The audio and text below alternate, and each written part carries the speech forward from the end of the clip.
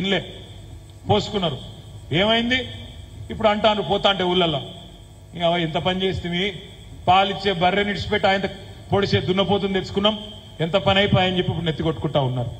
వాస్తవమా కాదా మీకే తెలుసు నాకంటే బాగా. వాస్తవమేనా? నాకు తెలిసి అయితే రేపు కరీంనగర్ పార్లమెంటులో కాంగ్రెస్ పార్టీకి మాత్రం ఓట్లేసే పరిస్థితి లేదు. ఇది పక్కా.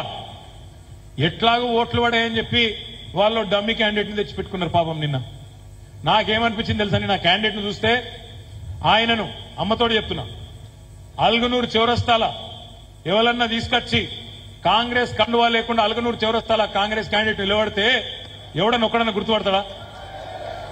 పాపం ఎవడో బస్సు కోసం ఎదురు చూస్తున్నా అనుకుంటారు తప్ప ఆడెవడో ఎవరికి తెలియదు ప్రపంచంలో. ఎవడరా అయ్యా అంటే ఏమో. అరే మనకిడ మంచి మంచి వాళ్ళు ఉండే కాంగ్రెస్ వాళ్ళు క్యాండిడేట్లు.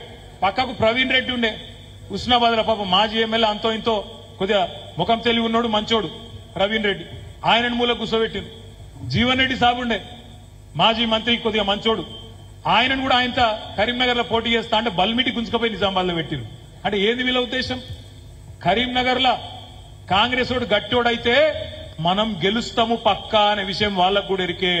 అందుకే ఓ డమ్మిగాని పెట్టి రేవంత్ రెడ్డి బండి సంజయ్ అండర్స్టాండింగ్ లా బండి సంజయ్కి ఏమైనా ఓట్లు పడతాయేమో అనేది వాళ్ళ చిల్లర ఆలోచన, చిల్లర ప్రయత్నం. అందుకే సోదరులారా మిమ్మల్ని నేను కోరేది ఒకటే, ఈ డమ్మీ క్యాండిడేట్ గాని సంగతి ఊరూరికి చెప్పవలసిన అవసరం ఉన్నది. కాంగ్రెస్ పార్టీ డిపాజిట్ పోయేటట్టు తీర్పివలసిన బాధ్యత మనందరి మీద ఉన్నది. కరీంనగర్ నియోజకవర్గంలో కరీంనగర్ ప్రజల చైతన్యాన్ని, మన ఆలోచనను తక్కువ అంచనా ఇస్తున్న కాంగ్రెస్ పార్టీకి మూతి మీద అన్నట్టు సమాధానం చెప్పవలసిన బాధ్యత మన మీదనే ఉన్నది. తప్పకుండా యాద్ చేయాలి, అడగాలి. చోటాబాయి చెప్పిండు కదా 2500 ఇస్తా అన్నాడు ఆడబిడ్డలకు. ఇచ్చిండా? మీకు అవ్వంపల్లి సత్యనారాయణ స్పెషల్గా ఇచ్చిండు ఏమన్నా? 4000 ఇచ్చిండా ముసలోళ్లకు?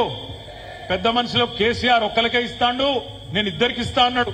ముసలవ్వకి ఇస్తా, ముసలయ్యకి ఇస్తా నరికిండు కదా, ఇచ్చిండా? 500 బోనస్ వచ్చిందా? బోగస్ అయిపోయిందా? 2 లక్షల రుణమాఫీ వచ్చిందా? స్కూటీలు వచ్చినాయా? మరి ఏమొచ్చింది? ఎందుకు వేయాలి కాంగ్రెస్ ఓటు? ఏం చేసిండి ముఖ్యమంత్రి 3.5-4 నెలల నుంచి? ఏం లేదు, ఒకటే పని, చిల్లర మాటలు ఉద్దెర పనులు, చిల్లర మాటలు ఉద్దెర పనులు. చిల్లర మాటలు అంటే ఎట్లుంటాయంటే, సెక్రటేరియట్ పోయిండు, పోయినాక ఎట్లా ఎంత గంభీరంగా ఉండాలో ముఖ్యమంత్రి అంటాడు. పోయి ఏమంటాడు, ఇకిలిచ్చుకుంటా హిహి అనుకుంటా 7 అంకె